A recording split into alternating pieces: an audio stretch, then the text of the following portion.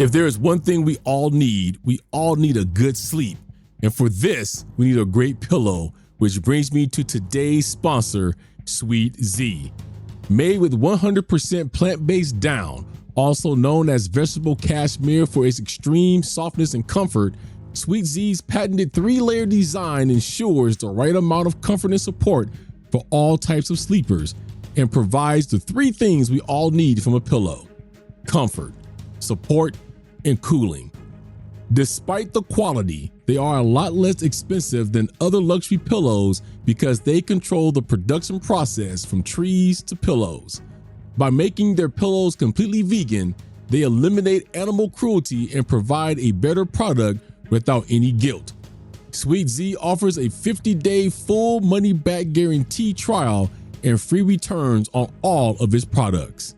Listeners of True Crime and Authors get 15% off using code TCA15 found in the show notes. For a better and more comfortable sleep, get your Sweet Z pillow today.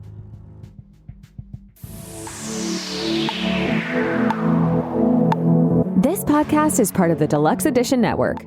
To find other great shows on the network, head over to deluxeeditionnetwork.com. That's deluxeeditionnetwork.com.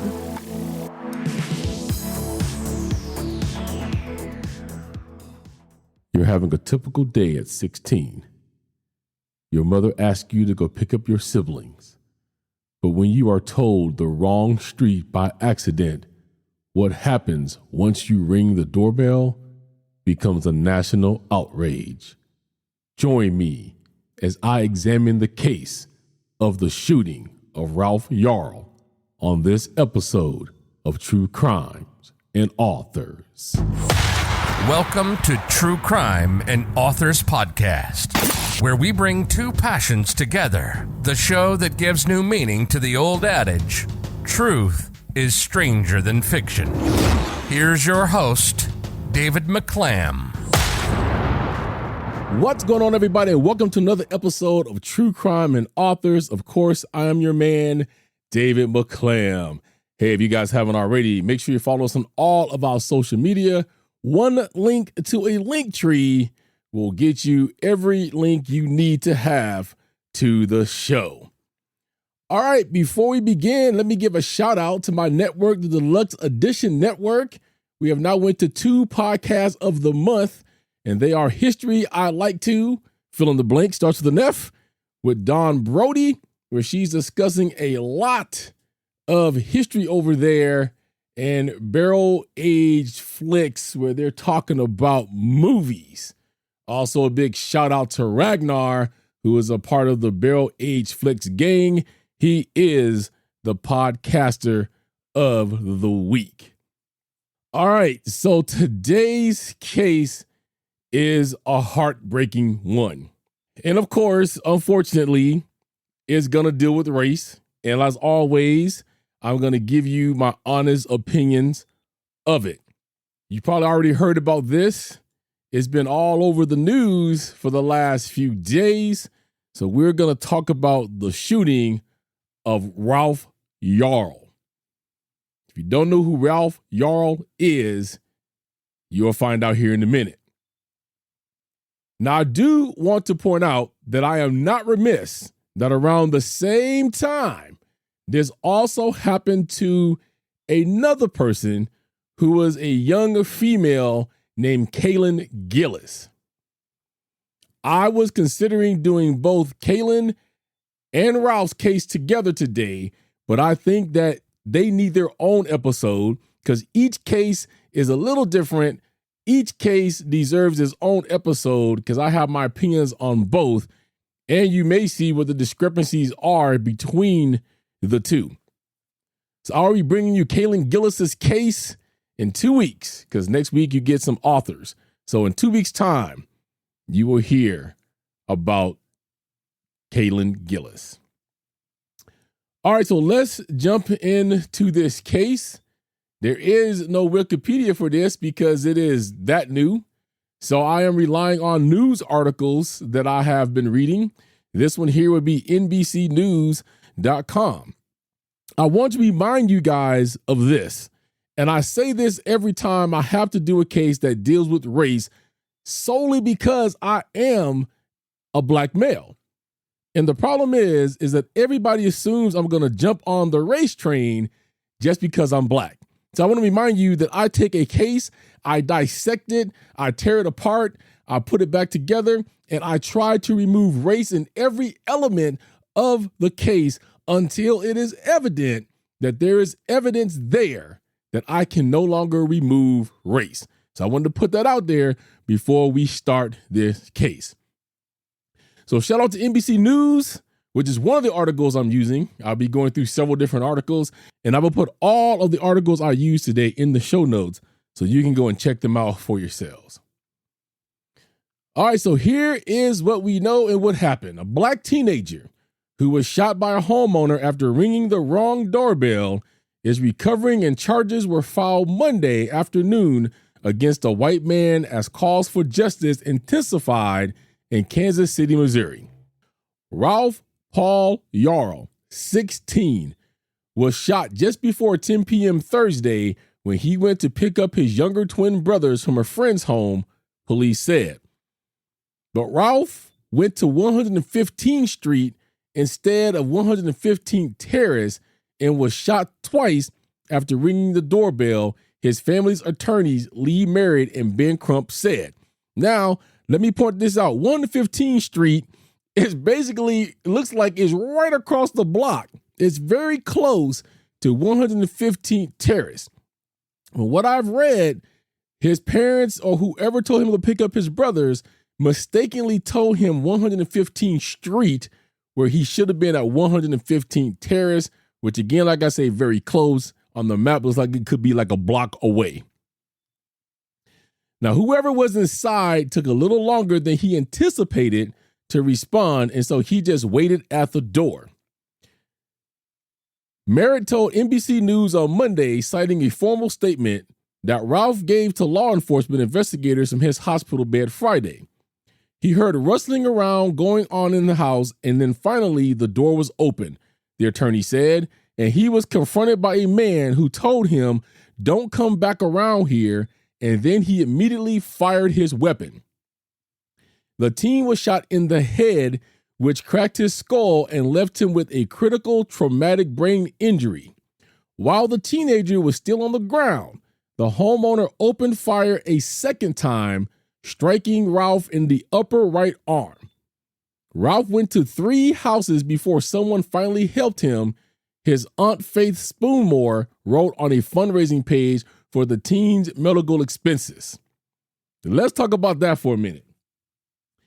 The race is going to start coming in here and you're going to see it.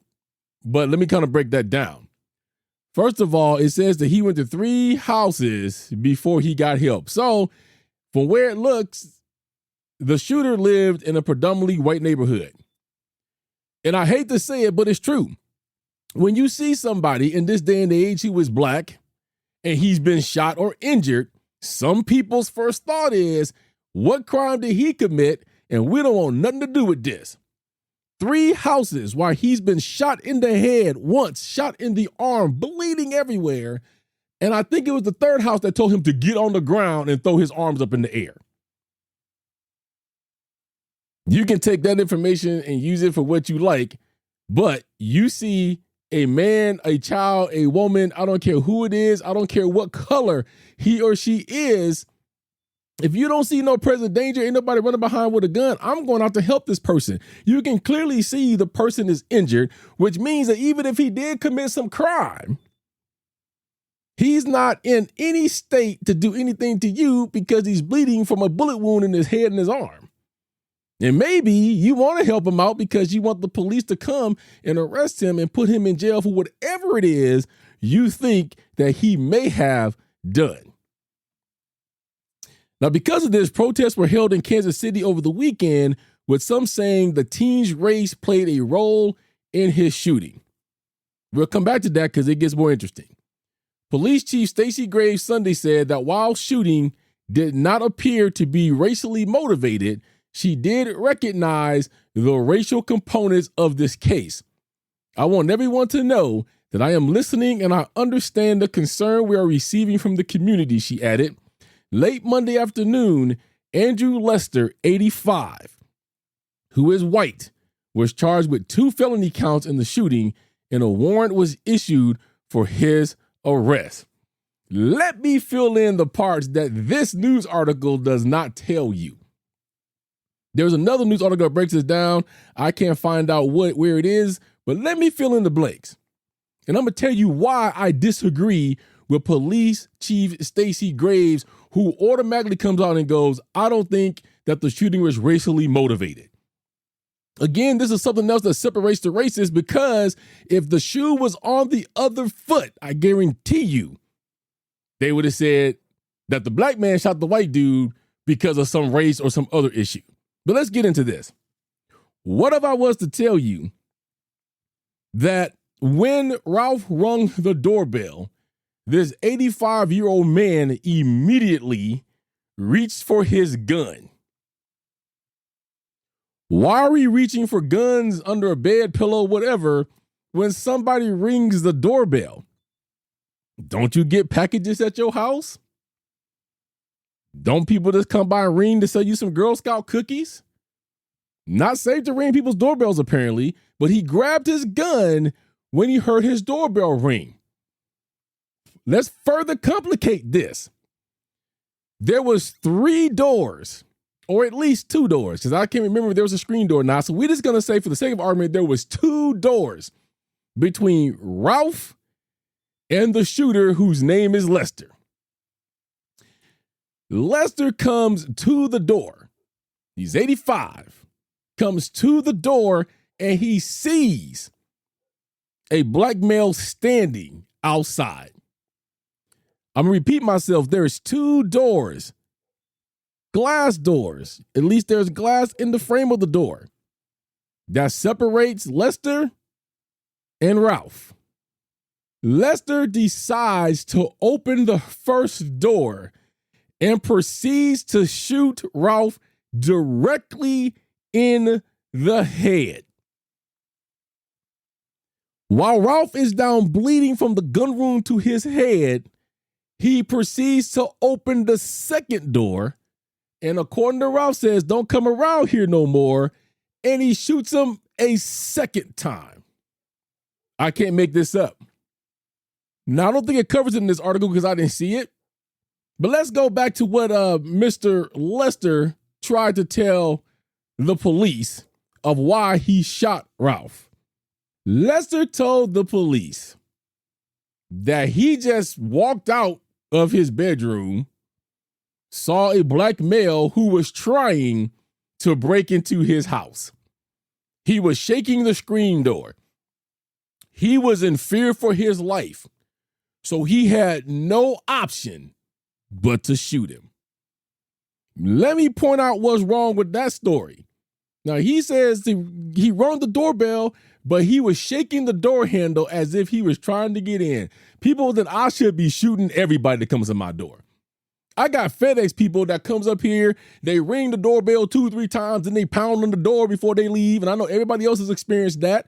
They come locking like they the police. Now, if I was Lester, that means I'm afraid of my life. And I'm going to come to my door with a gun, and I'm going to shoot you because I feel in fear for my life because you're shaking my door handle. Now, from all reports, including some, I think, eyewitnesses, other people, that is not true. Ralph himself, who is very much still alive by the grace of God, woke up and told the police, I never even touched the door handle. I just rung the doorbell and I stood there waiting for whoever is supposed to come to the door to give me my siblings. I didn't shake the door handle. I didn't try to get in.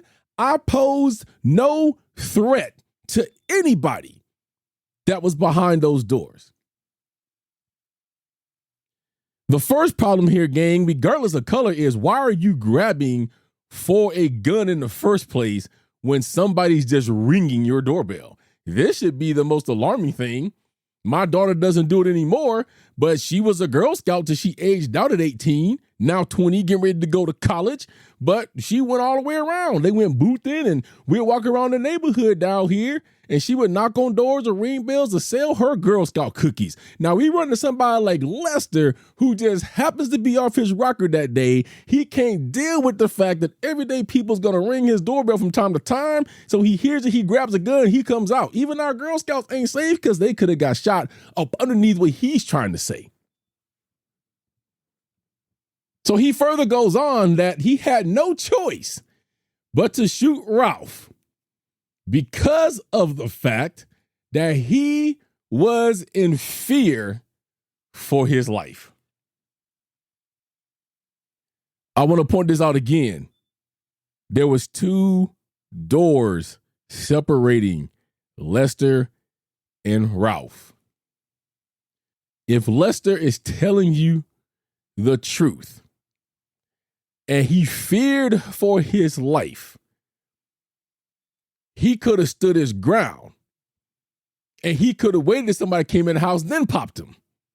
But at the same time, he could have went to the phone, called 911 and been like, hey, there's somebody outside my door. It's something they're trying to break in the house. I do have my gun. If they get through here, I'm going to go ahead and shoot them, send somebody. Because see, in Missouri, they have stand your ground, and they also have the castle law. Now, just in layman's terms, the castle law, it covers a homeowner or anyone inside of a dwelling if a crime takes place in a house. So somebody breaks in, somebody comes and tries to shoot you in your house, whatever it is, if you're in fear for your life, you can shoot them under the Missouri castle law. It is the same as a stand your ground. The only difference is stand your ground covers you outside of your home, and the castle law covers you inside of the home. Now, I know this is not everywhere. I think Missouri probably adopted that law because there has been several different lawsuits that has been filed by people who's committed crimes. There's actually broken in people's houses. They got shot. They turned around, sued the homeowner, and won the case. But you broke in their house. They had the right to shoot you. So I think that's one reason why Missouri has the castle law. So again, if Lester felt like his life was in danger, he had time to call the police. There's 2 doors in between him and this young man outside. I'm sure his phone was somewhere on there, one on his pocket. He could have called the police, said exactly what I said. Somebody trying to break in my house. Come out here right now. I have my gun. If they make entry, I'm going to shoot, and I'm going to cite the Missouri castle law that I have the right to do this because I'm in fear of my life. There was no fear. 0. I have to take in consideration this man's age. And some of y'all may disagree with what I'm going to say, but I'm going to tell you what I'm about to say. I've lived this myself within family. Sometimes when you get a certain age, it's hard to change those spots. He's 85. I mean, he's lived through civil rights movement. That means he's at least born sometime in the 30s, where black people had no rights at all back then or any other color. And we were pretty much imbeciles and we were the N-words, and nobody in that era really associated with anybody outside of the white people. So you have to consider the age on this too as well before the question gets answered. Was he or is he racist? According to Ralph Yarl, yeah. Because he told him, don't come around here, as he proceeded to shoot him a second time. However, don't believe me. His own grandson, even though he won't fully admit that it was a racial shooting, says that his grandfather's in the wrong and that he stopped hanging out with him because his grandfather started to change over time with right-wing ideology. Let me read you a little bit of this article that comes from NBC News. It's entitled, "Grandson of Man Who Shot Ralph Yarl Says Fear and Conspiracies Consume Him." It says, while family members of Andrew Lester do not believe he was explicitly motivated by race in the shooting of Yarl, a black teenager, they say he must be held accountable. One of the grandchildren of Andrew Lester, the Kansas City homeowner who shot Ralph Yarl after the black teenager had mistakenly gone to the wrong home, believes police should have acted sooner to arrest his grandfather, who he said has been overtaken by conspiracy theories in recent years. I am deeply saddened by what happened. It's a tragedy, and I believe the responsible party must be held accountable, Lester's grandson Clint Ludwig said Thursday in a text message. I blame KCPD for failing to act the day of, he said of the Kansas City Police Department, and am glad that the backlash to their inaction has led to charges. It is not easy to see someone I was close with make such a terrible mistake, but I will apply my convictions evenly and denounce what he's done in the strongest terms. Ludwig, 28, a former public safety officer who lives in suburban Kansas City, said he grew up knowing that his grandfather was great and would spend time at his grandparents' home exploring their quiet, kid-friendly neighborhood, streets he himself found to be very familiar. He also went to say that he never really knew what his grandfather's social and political views were when he was younger, but said Lester had become consumed with watching conservative news outlets and following conspiracy theories built on misinformation. I'm going to give you one of those conspiracy theories right now about black people. It's been around for ages. I'm 50 years old and I still have to live this one down because it's not true. That black people, especially men, is scary. We up to no good. Whenever you see us, you should run into your house because we may attack you. We're violent. We can't solve anything without violence. We either got to shoot somebody, stab somebody, beat somebody down. These are theories, conspiracy or otherwise, that has been around about us, the black male, for years. And this is exactly what he tried to use further down. Because he said he just saw this big black dude at his door and he was afraid for his life. In the article, there's a picture of young Ralph Yarl. When my wife called me and read me this, I was like, do you see a picture of the kid? And when I looked at the article, I'm like, this boy cannot be 6 foot. There's a picture of him standing in between his two siblings, his twin brothers that he went to pick up. That was probably taken on a different day. He looks like all about 5 foot. I'll give him 8, 9. Looks like he barely weighs a good 150 pounds. I mean, he's a very skinny kid. Now, you may have somebody believe that if I showed up at your door, 6 foot 4.5, 320. This is not what Ralph Yarl was. So what's going on now with that investigation? Then I'll tell you what he's picked up on, and I'll tell you the other part of why Kansas City is in an uproar. So the status of the investigation is, as late Monday afternoon, Clay County, Missouri prosecutors filed two felony counts against the white homeowner, Andrew Lester, 85, assault in the first degree, and armed criminal action. A warrant was issued for Lester's arrest, but prosecuting attorney Zachary Thompson said Lester was not in custody. Thompson said there was a racial component to the shooting, but he didn't elaborate. I hope you heard that with your own ears. Prosecuting attorney Zachary Thompson, who is white, admitted that there was a racial component, but he would not elaborate on it.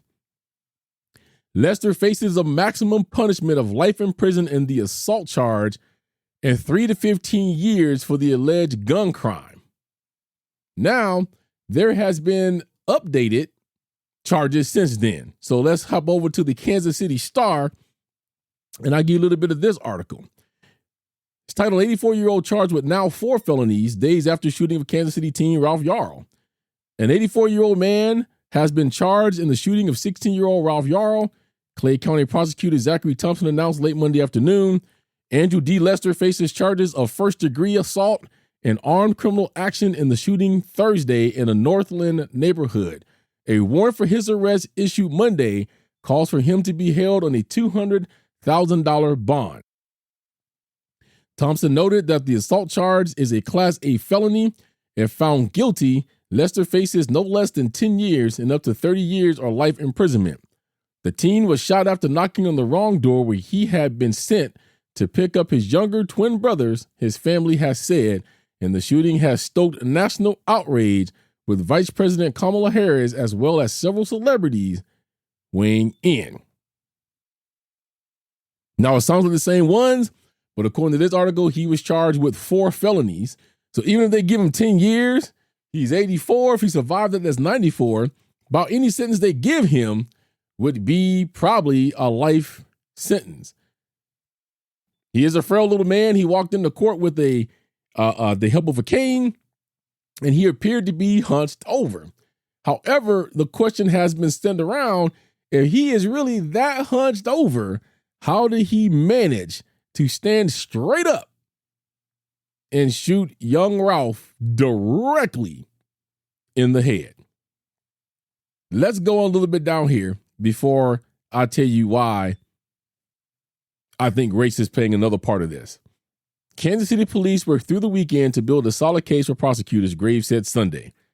She said then that a formal statement from Yarl is forthcoming as he recovers, but that investigators have recovered a firearm from the scene that is being held as evidence. Authorities also will consider whether the suspect was protected by Missouri's stand your ground law, the chief said. The law says a would-be shooter defending life or property does not have to retreat before taking violent action. As demands for accountability build, Mayor Quentin Lucas has promised a thorough investigation and appropriate action.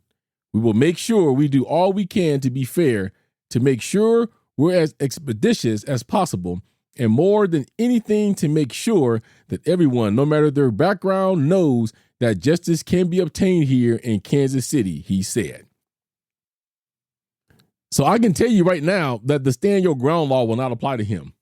I've been watching news updates about this all week, and they had 3 different prosecutors. All of them was white, all of them outraged by this. And they said that the stand your ground and the castle law does not apply here because he was not defending his life or his property. Ralph wasn't tearing nothing up. Ralph didn't have a baseball bat going to the pillars and taking out the brick. Ralph didn't try to break into the door. Ralph never saw the dude until he came to the door and he had no way of putting his hands on him. All of those things, at least some of them, has to be present for stand your ground or the castle law to take effect. And I think that they're saying more of the stand your ground because technically Ralph was outside of the house. He got shot on the porch and somehow I think he ended up in the yard after he got shot. Here is why everybody is really screaming race. So besides all of that, besides the guy trying to lie to say that Ralph tried to break in his house, which he didn't, besides answering the questions of why did he have a gun in the first place, according to Ralph, he says, don't come around here. He could not get help by anybody in the neighborhood and was told to throw himself on the ground and throw his hands up while he's bleeding and dying. Here's the other reason why people's yelling race. Now, even though we're going to do her case, at the beginning, I told you about a girl named Kaylin Gillis. Kaylin also, sadly, got shot when her and a group of her friends turned into the wrong driveway. Here's where the difference between those two, and I won't go too deep in the case. I'm going to give you the whole case in 2 weeks. But the guy accused of shooting Kaylin Gillis is in jail right now. The judge denied him bail, and he's in jail right now, where Lester, who shot an innocent black boy on his porch, has been released out of jail on a $200,000 bond. Now, I know, let me go over all the reasons why possibly they let Lester get out. Because believe me, people have been playing devil's advocate with me on this, and I still don't buy it. Well, let me give you the theories. Well, maybe they let Lester out because Ralph didn't die. Nobody knew the condition that Ralph was in, I think, for a couple of days. He was hit and miss. He could have died. He could have lived. He did live, thank God. But in Kaylin Gillis's case, she died. So people say, well, maybe they let Lester out because, they charged the dude that did this to Kaylin with murder now. So, yeah, he ain't getting out. I don't buy it. The judge, up until they found out, because I'm not sure, I'm still digging into it. I'm not sure if Kaylin died on the scene, died right away, or the dude was in jail when she died. But in any case, that judge also had the right to let Kaylin's murderer go away on bail as well. But he said, no, sir, you just shot an innocent girl. Your butt is going to jail and you're going to sit there until it's time for us to do your trial. The second reason I've heard why they probably let him out is because of his age. I really don't care how old he is. I mean, I understand he's not a serial killer, nothing like that. But have you seen Joseph James D'Angelo Jr., better known to the world as the Golden State Killer? He was all hunched over and sitting in a chair and looked like he needed to be on ventilators, and he's 77. Yeah, his butt right now is sitting in jail. Don't care how old you are. If you did the crime, you should be able to do the time. So then the question I ask you guys is this, and this is what you really have to think about. If the shoes was reversed, if a white male went up to this same door, except for the house now was owned by a black man, does the same thing as Ralph, just rings the doorbell and he sits there and waits. Why, for whatever unknown reason, the black dude decides my doorbell went off, so it's a good idea to go ahead and grab my gun. Black man walks to the door. 2 doors separates him and the young white man outside. But he decides to open glass door number 1, say, don't come around here no more, pop him in the head. Then he opens glass door number 2, shot him dead in the arm. Now, does this black dude go to jail and stay there, or does he get out on $200,000 bond? I'll tell you that he would never see the light of day. He would be hung in jail. Prosecutors would have been swarming all over this. There'd have been 50 different reasons why this man is so violent that he could never be released into society again, even at 85 or 84. I hate to say it, but yes, this case would have been very, very, very much different if this would have been a black shooter and a white teenager. Kudos goes out to the judge that put Kaylin Gillis's murderer in jail and kept him there. That's where he should be. This is not time for privilege. If you did this crime, you need to pay, regardless of your color. But unfortunately, this stuff just keeps happening and keeps happening and keeps happening. And we keep having to talk about it because it is something that is very much going on in the world. You have all these groups running around here talking about that they are getting murdered every day and they fear for their lives. Everybody from the LGBTQ plus community over to some white people that lives in black neighborhoods. But I am here to tell you there is nobody dying more and at more alarming rates than those of us who wears the skin of being a black person. We can't even go to somebody's house, make a mistake and go to the wrong house, ring the doorbell without getting shot. Now, let me tell you a couple of things about young Ralph Yarl because I want to go ahead and debunk this before anybody starts saying anything. Because when I did my one on George Floyd, oh my gosh, people came out of the woodwork with he was a a bad human being and he did drugs and he did all of this. And why are we talking about him? Because he's such a bad person. So what you trying to tell me then? That every white drug addict, every Hispanic drug addict, every Asian drug addict, every Mexican drug addict, every other person in the world that's done drugs and done bad things and committed robberies, they all deserve to die too? Because that's what I was told about George Floyd. He deserved to die because he was a trash human. Nobody deserves to die, especially not under the circumstances that George Floyd died. So I want to point out first and foremost that Ralph Yarl was an outstanding 16-year-old student. He was the leader in his band. I believe he played saxophone in high school. And for those of y'all that's with me, because I'm a band kid myself, proudly, that means that he was first chair of his section. That means that he was in control of his section. That's a job that you don't get from your band leader unless you are a trustworthy person that can control a whole group of saxophonists. Usually only goes out to the top student in that class that can get it done. Mild-mannered, church-going young man, never gave his parents any problems. Everybody knew him around the neighborhood. So young Ralph was a good man, so let's throw that out before anybody says, well, he could have been doing something that was wrong to get shot. This should have never happened. Ever. So on my quest to remove racism from this, and I've tried every way possible. Okay, I've looked at the theories of maybe dude was scared. Okay, I've looked at maybe because of his age, he mistakenly thought that somebody was coming through his door and it was an accident. None of that made sense to me after I finished reading the article with there being two doors in between them and the things that he said. You can disagree with me, but from where I'm sitting, this is 100% about race.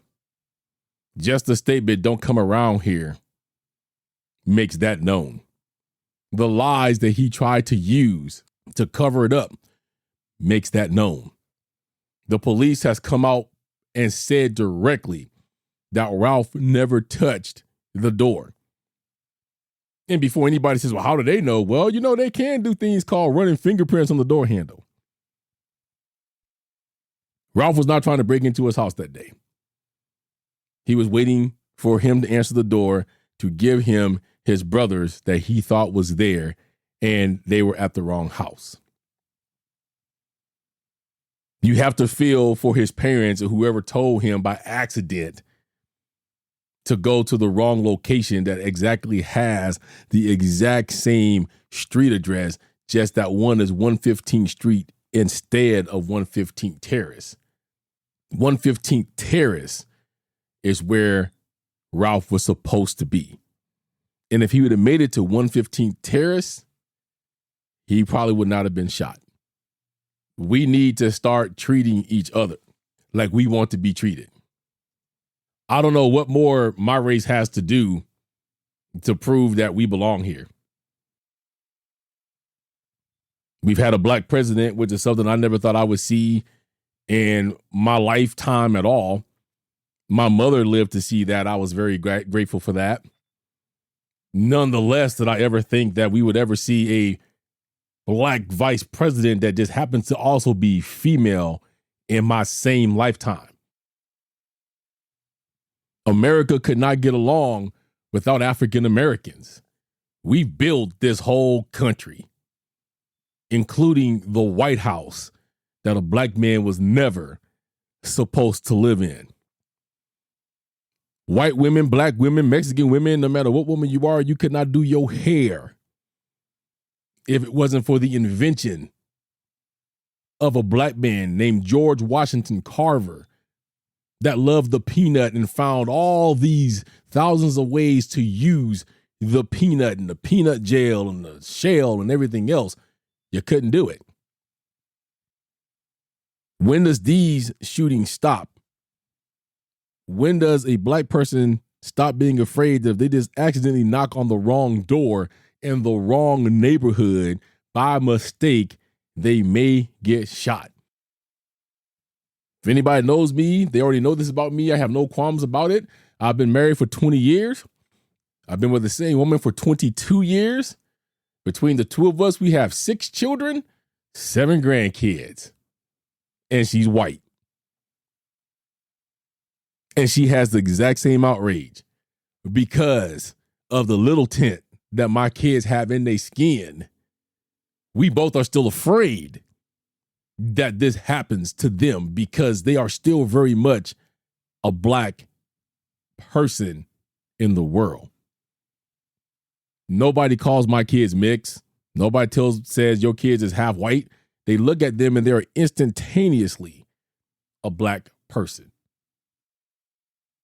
The fear that I have, my son has already gotten to altercations that he didn't start. I have a video to prove that, and he's gotten concussions from school because of things of a racial nature. I've had to go off on school boards because of it. We had a school here in the school district several years ago that decided it was funny to bring a noose and send a picture around. This stuff has got to stop. As soon as racism stops, you will see everybody living more peacefully. And I say racism as a whole, that is across the board, because there are some black people that's racist too. We just never hear about the black people just uprising and shooting white people like we do on the reverse side of that, maybe because they know they're automatically put in jail for life at this point. Ralph is recovering. He's at home right now with his family. He is ambulant and he is able to communicate right now. And his family says it is a true miracle that he even survived.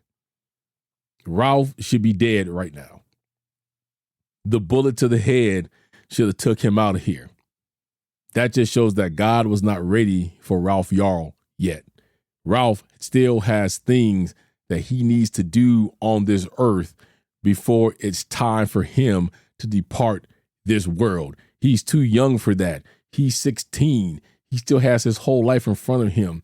All his dreams, all his hopes. Hopefully, he can still take care of that. They set up a GoFundMe for Ralph. They were asking for $2.5 million. That was the goal. And before everybody says, oh my gosh, they're being greedy and they're trying to profit off of him getting shot. Okay, let me just tell you, you know anything about healthcare, $2.5 million, depending on what he has to go through for the next several years or his whole life, ain't a lot of money. If he has to go through physical therapy for his whole life, if he has an issue with his spine, if he got issue with his head, if he's got to go to chiropractor to straighten that out, if he has to go to several different specialists, man, we start getting into the hundreds of thousands of dollars real quick. Just to further what I was telling you about what people say about Ralph, let me read you this little bitty excerpt that came from his GoFundMe. It says, Ralph Paul Yarl is a fantastic kid. And I'm not just saying this because he is my nephew. He is a member of the Technology Student Association and Science Olympia team and the Jazz and Competition Band. He is a section leader in the marching band, a scholar, and one of the top bass clarinet players in Missouri. It's a clarinet, I said saxophone. He recently earned Missouri All-State Band recognition with an honorable mention. He plays multiple instruments in the Metropolitan Youth Orchestra. He is a 2022 Missouri Scholar Academy alumni. Ralph can often be found with a musical instrument. He loves them all. Last summer, Ralph attended Missouri Scholars Academy, where he got a full college life experience. His goal is to attend Texas A&M to major in chemical engineering. When asked how he plans to get into this university, he said, well, if they have a scholarship for music or academics, I know I can get it. Ralph's teacher and friends describe him as a kind soul, quiet, friendly, well-mannered, always willing to help, super smart, and a musical genius. There you go, from people that know him. Kid smart. I hope he recovers.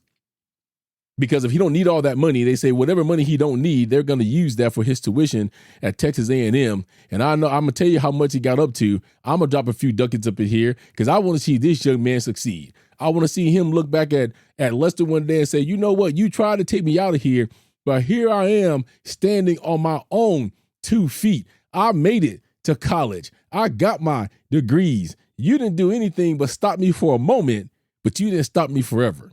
$2.5 million is what they asked for. As of this recording, they have $3,446,060 that has been raised for him. And the fund is still going on. It's not over yet. That's out of 92.2 thousand donations. And his top donation was $15,000 from an Ellen Daniels. That's only case one that got me outraged. 2 weeks from now, you'll hear me talk about Kaylin Gillis. I'm outraged about that one too. That one should have never happened either. Only difference here is that she was white and the guy that shot her was white. Shouldn't matter. But I'm outraged about that one too, because now our teens can't even turn around in the driveway without somebody popping off a gun. If you are as old as Lester at 85, it is my belief that nobody that old should have a gun. I'm sorry. My father-in-law lived with us until the time that he died. He even stopped driving about the time he turned about 85-ish, 86, because his vision was starting to go and he couldn't really see at night. So we carted him and drove him everywhere he needed to go. He didn't have any guns. Only thing he was armed with was a cell phone. And some days we had to take that because all the people that loved to scam older people, they was hitting him. And we caught him a couple times giving out his card number. We were like, you can't be doing that because these people are scamming you. That was about as dangerous as my father-in-law was before he passed about 2 years ago. So in closing, I tried, guys. I'm very passionate about these cases. Like I'm passionate about all the true crime cases. This is not the case that I was looking to do. The other case that I am looking to do, which I won't tell you what that is, I will just tell you this, that it is also a very controversial one. I will be doing that one here soon. So about a couple of weeks after Kaylin Gillis case, then I will be doing the case in which I was going to do this week. In closing, everybody show everybody some love, dude. It should not matter what color that we are. It is still sad that in 2023, after everything that everybody has been through to try to obtain equal rights, for everybody from black people all the way down to some very famous and prominent white people, to the white people that sits on the NAACP. I have Mexican friends. I have Asian friends that are all a part of the clergy or all a part of legislature. They're calling for the same thing. At the end of the day, no matter what color you are, no matter what you say you identify as, no matter what you do to your bodies, if you try to make yourself look lighter or whatever you do, or you try to make yourself look darker, whatever it is you're doing, at the very end of the day, under all of that, there is still one factor that still remains. And that factor is that we are all still human people. All right, guys, I thank you for tuning in with me on this one. I know it was heavy. I know I was very passionate about it. We got to stop this. We got young kids now getting into this. We've got young girls going out having times with their friends doing this. So we just got to be better as humans all around and put an end to this. So let me tell you some things that's coming up, and then I'll tell you who you can look forward to hearing from next week. So I have some projects in the works. I cannot tell you what all of them are, but I can share one with you right now. But before I do want to point out that we are coming to the end of season 1. And I want to let you guys know what that looks like. So season 1 is going to end at some point in June. I haven't figured out that date yet, but it's coming up. And then we will begin again for season 2 in the fall in September. So during my time off, I will spend some time with my family, and I will be shooting interviews for my next season from authors and whoever else is coming on the show. The one thing you guys should understand is this show is a long production. So if you ever listen to some of the episodes, you may hear, well, his taglines at the end sound a little bit different. Well, because these people was probably shot in the early stages of the show when I was still trying to hone all that in. So for instance, the show came out in September of 2022. I started shooting at the end of July into August. But just keep in mind, season 1 will end in June. This would be a great time that if you are missing any episodes, you want to go back and listen to them, then you can do that while we are on hiatus for a couple of months. All right, so my project that I'm working on, the one that I can tell you about, is I'm about to add another tag to my name, that of being an author. I'm in the process right now of writing my first book. My book will be on podcasting. I've done podcasting now for almost 5 years, and I think that I have built up enough knowledge to write a book on it and let people know how to podcast correctly the first time. I came up with this idea because I got tired of watching YouTube videos and other outlets telling people how to start podcasting, and I was cringing because of the way that they were telling people how to start podcasting, but never giving them the truth of, if you start it on your phone, that file may not be suitable, all the way down to how do you actually edit a podcast, or what is it like to market. So I'm going to talk about all of that in my upcoming book. I don't have a title for it yet, but wish your boy luck. I'm writing it right now, and hopefully it'll be done sometime between the fall and the beginning of 2024, which is what I'm shooting for. All right, so next week, you're going to hear from author Dane Cobain. He is the author of a book called Meat. Very interesting book. You want to tune in for that one so you can understand what that book is all about. Then I'm going to give you a second author. We're going to talk to Danny R. Smith. He is a retired homicide investigator, and he wrote his book, Nothing Left to Prove, which is his memoir. We're going to talk all about that with him. You definitely don't want to miss that. And then you're going to hear from an extraordinary person. And this person is definitely extraordinary. Her name is Dr. Victoria Couray. If you ever want to see what a courageous woman looked like, she's it. Dr. Couray has penned a book called Who Kicked First? You can pretty much figure out what that is about. But we're going to go into deep detail with her about her life, some of the physical abuse that she suffered on that episode. You don't want to miss that one. If you want a story of being courageous and living your life outside of being abused, you definitely want to tune in for Dr. Victoria Couray.